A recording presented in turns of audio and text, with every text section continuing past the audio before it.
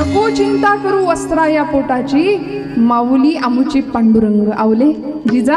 अगं देवानं किती दिले, तो केवढा दाताय उदारांचा राणा आहे, कशाला काळजी करतेस? ज्यानं चोच दिली आहे तो चारा देणार आहे. असा तुकोबरायांचा प्रपंच. भक्तीच्या वाटेवर देवाशी बोलायचे तुकोबराय आणि लोक त्यांना वेड्यात काढायचे. महाराज म्हणायचे देवा मला वेड लागलंय तुझं, असं लोक म्हणतात. खरं का रे देवा, मला तुझं वेड लागलंय का? जग म्हणतं तसं माझी बायको सुद्धा मला वेडाच ठरवते. तुकोबाची कांता सांगे लोकापाशी, जातो माझा वेडा पंढरीशी. तुकोबराय हे गाठे जाहीर करतात. खरं तर या वर्गाचा सगळ्यांचा हाच अनुभव आहे की नाही? हो म्हणा. तुम्हाला कळतंय ना, सगळ्यांना कीर्तन कळतंय ना? मी म्हटलं तुम्हाला काही कळत नाही हे घरात ऐकावं लागतं की नाही तुम्हाला? हा, ऐकावं लागतं ना? सगळ्यांना ऐकावं लागतं.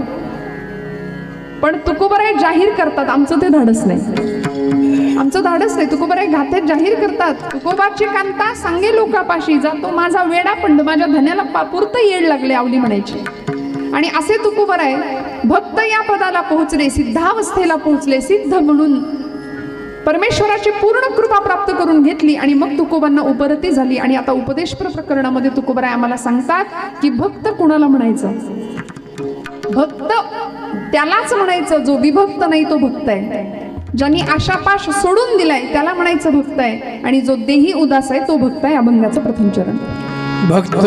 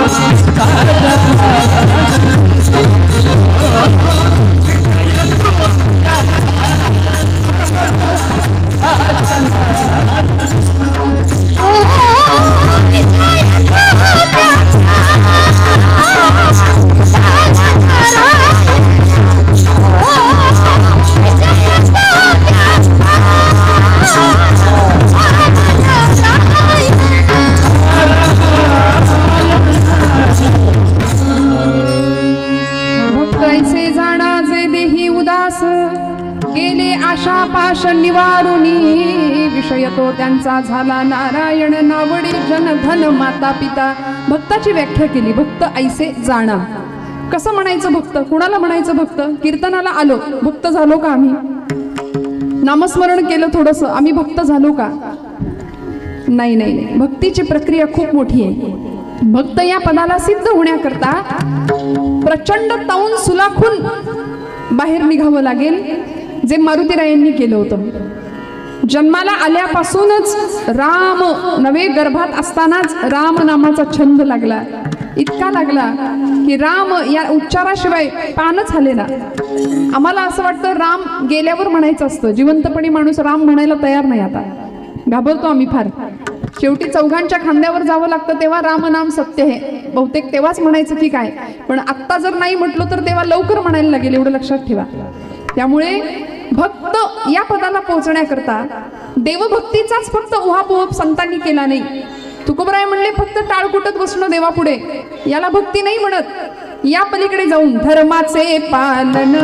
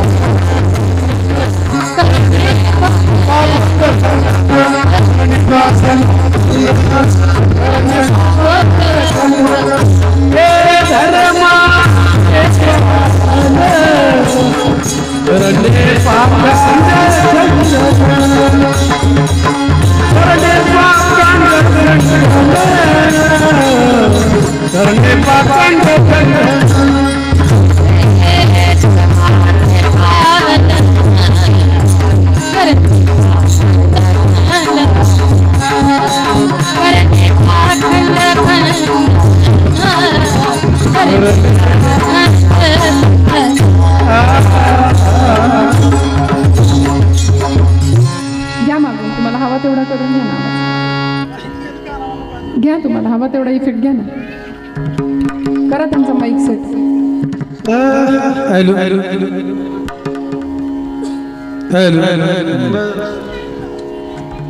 धर्माचे पालन करणे, पाखंड खंडन हेची आम्हा करणे काम, बीज वाढवावे नाम. तुकोबरायांनी धर्म भक्ती सुद्धा आम्हाला शिकवली. देवभक्ती, भक्त म्हणजे फक्त देवाची भक्ती करणं नाही, धर्मभक्ती, देशभक्ती, राष्ट्रभक्ती, समाजाची भक्ती. आम्ही काय करतो समाजासाठी? देवासाठी काय करतो? धर्मासाठी काय करतो? आमच्या देशासाठी आम्ही काय करतो? याचा प्रत्येक विचार या देशातल्या प्रत्येक नागरिकांनी करायचा आहे. म्हणून भक्त या पदाला स्थिर होत असताना भक्त ऐसे जाणा जे देही उदास. तुकोबराय म्हणले देहाबद्दल उदासीनता असली पाहिजे. म्हणजे काय? उदास म्हणजे रड्या राहायचं का? आपण सारखं रडत राहायचं का? निष्क्रिय राहायचं का?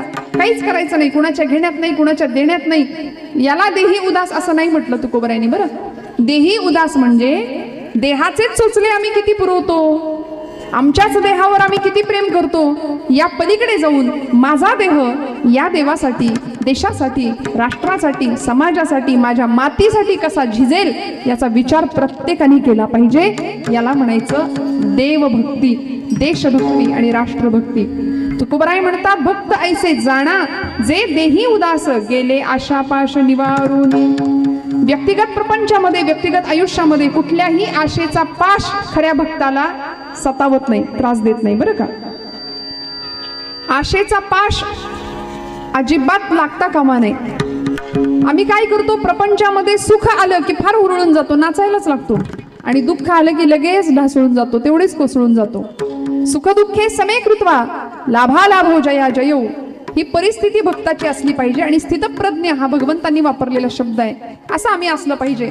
मग भक्त या पदाला पोहोचण्याकरता सुखी संतोषान यावे, दुःखी विषादान भजावे, आणि लाभा लाभन धरावे मना माझी. सुख आलं हुरळून जायचं नाही, दुःख आलं खचून जायचं नाही, अशी परिस्थिती छान राहता आली पाहिजे. बरं का, काय झालं, एक भिकारी मनुष्य होता.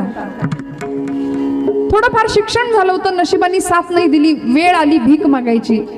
पण एक दिवस त्याला असं वाटलं बघूया नशिबाची परीक्षा घेऊ, म्हणून त्यांनी लॉटरीचं तिकीट काढलं. बरं का, आत ना जागे सगळे, ते लॉटरीचं तिकीट काढलं आणि ते तिकीट त्यांनी खिशात ठेवून दिलं. पण परिणाम असा होता की त्याच्या नशिबाने लॉटरी लागलेली होती.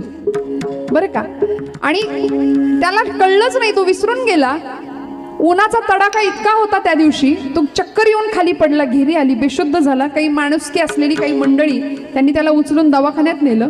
डॉक्टरांनी त्याला तपासण्याकरता घेतलं आणि त्याच्या खिशामध्ये असलेली ती लॉटरीची ते तिकीट डॉक्टरला सापडलं. डॉक्टरला कळलं की याला लॉटरी लागली. डॉक्टर विचार करत होता की हा शुद्धीवर आल्यानंतर याला आपण हळूहळू सांगू म्हणे, एकदम दणका द्यायला नको, कारण अचानक आलेलं सुख माणसाला पचत नाही. अचानक आलेलं दुःख जसं पचत नाही तसं अचानक आलेलं सुख सुद्धा आम्हाला झेपत नाही, पचत नाही.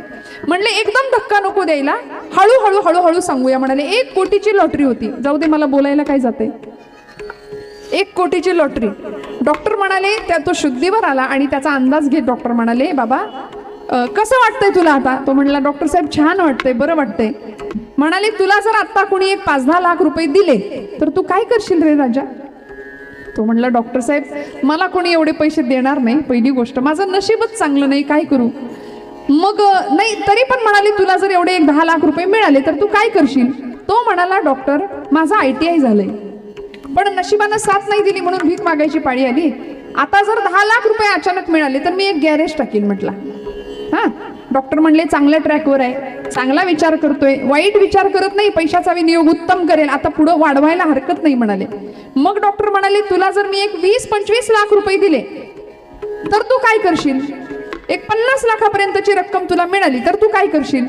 तो म्हणाला, डॉक्टर अहो एवढे पैसे कुठले आलेत नशिबात? तरी सुद्धा म्हणाले, जर तुला दिले तर तू काय करशील?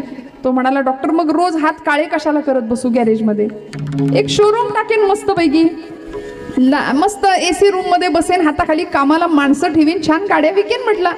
डॉक्टर म्हणले, योग्य ट्रॅकवर आहे, करेक्ट, आता सांगायला हरकत नाही म्हणाले. म्हणाले, तुला जर 1 कोटी रुपये दिले तर तू काय करशील? तो हसला, तो म्हणाला, डॉक्टर साहेब एवढे पैसे माझ्या नशिबात मला मिळणार नाहीत, पण जर समजा आता तुम्ही म्हणतायच म्हणून जर मला मिळाले तर त्यातले अर्धे तुम्हाला देईन. डॉक्टर जागेवर बेशुद्ध पडला. विठाल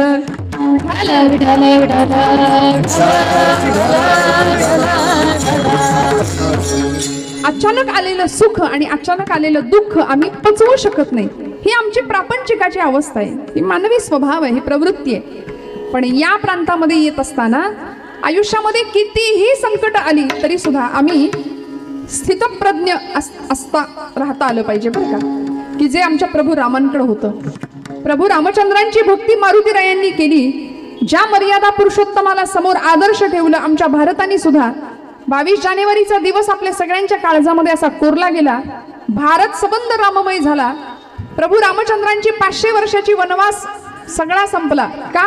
बाबरी मशिदीचा इतिहास आपण सगळे जाणता. तो सगळा इतिहास आपण जाणून 500 वर्षांचा प्रभू रामचंद्रांचा वनवास संपून प्रभू अयोध्येच्या गादीवर पुन्हा विराजमान झाले. 22 तारखेला प्रभू सिंहासनावर प्रतिष्ठित झाले आणि त्यांच्या रूपाने साक्षात धर्म सिंहासनावर प्रतिष्ठित झाला. त्यामुळे अयोध्येमध्ये 14 वर्षांचा वनवास पूर्ण करून प्रभू ज्यावेळी अयोध्येत आले होते तेव्हा अयोध्येतल्या लोकांनी दिवाळी साजरी केली होती बरं का. अयोध्येमध्ये प्रभूंचा जन्म झाला होता तेव्हाही अयोध्येमध्ये दिवाळी साजरी होती. सगळ्या भक्तांना आनंद होता. काय परिस्थिती होती हो, धन्य धन्य धन्य अयोध्येचे लोक.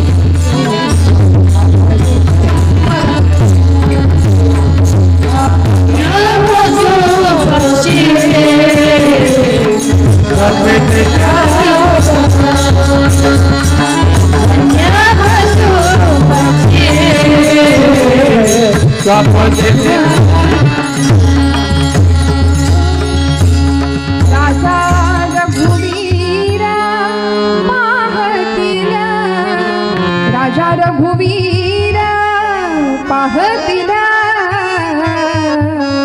धन्य धन्य धन्य अयोध्येचे लोक. नामदेव महाराजांनी केलेलं वर्णन आहे. काय अयोध्येमध्ये आनंद होता. प्रभू रामचंद्र आले, प्रभू रामचंद्र जन्माला आले, प्रभू रामचंद्रांचा अभिषेक झाला. सगळे अयोध्येने दिवाळी साजरी करावी हो.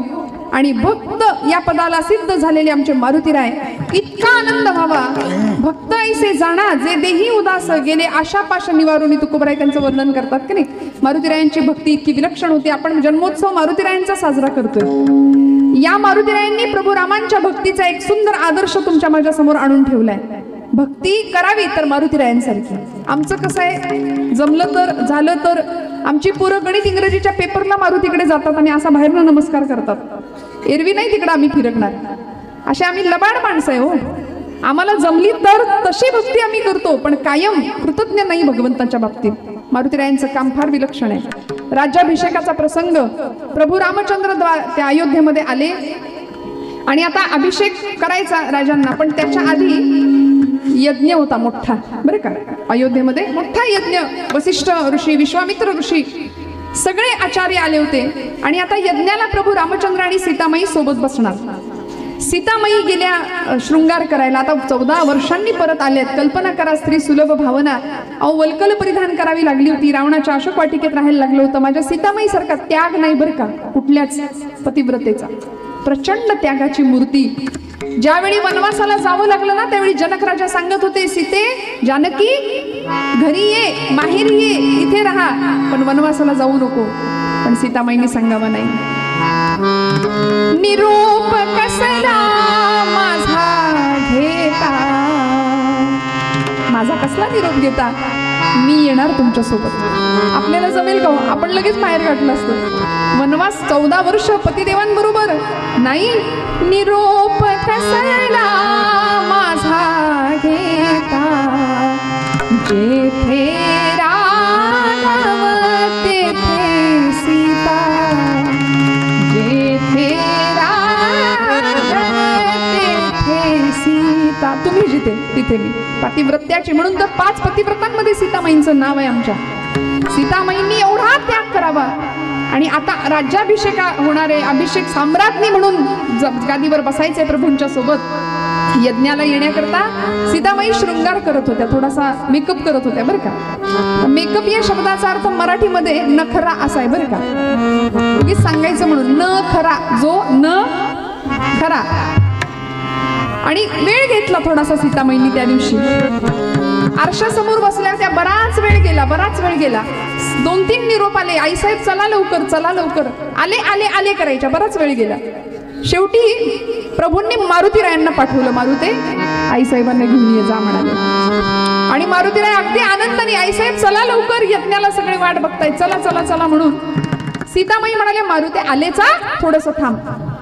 म्हणून एक मोठा चांदीचा डबा ठेवला होता तिथं. आणि तो चांदीचा डबा उघडला सीतामाईंनी आणि त्याच्यातला शेंदूर आपल्या भांगात भरला. आणि आता चल म्हणाले, निघाले, झालं माझं.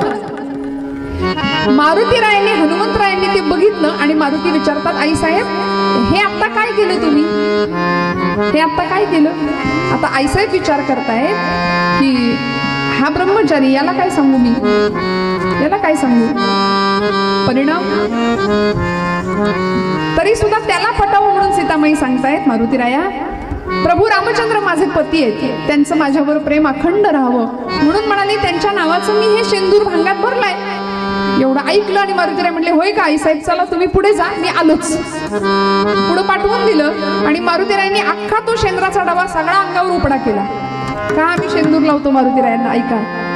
सगळा शेंद्राचा डबा अंगावर उपडा केला आणि लालबुंद होऊन ते यज्ञाच्या तिथे आले. सगळे हसायला लागले, अरे काय मारुती अवतार करून घेतला.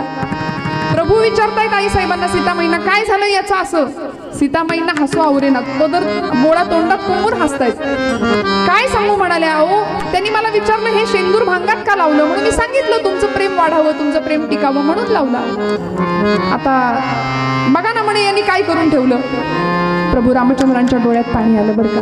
भक्त कसा असावा, भक्त ऐसे जाणा जे देही उदास गेले आशापाश निवारुनी. मारुतीरायांसारखा भक्त नाही. ज्याला मराठीमध्ये असं बोललं तर लगेच कळेल, इनोसंट, कळलं का.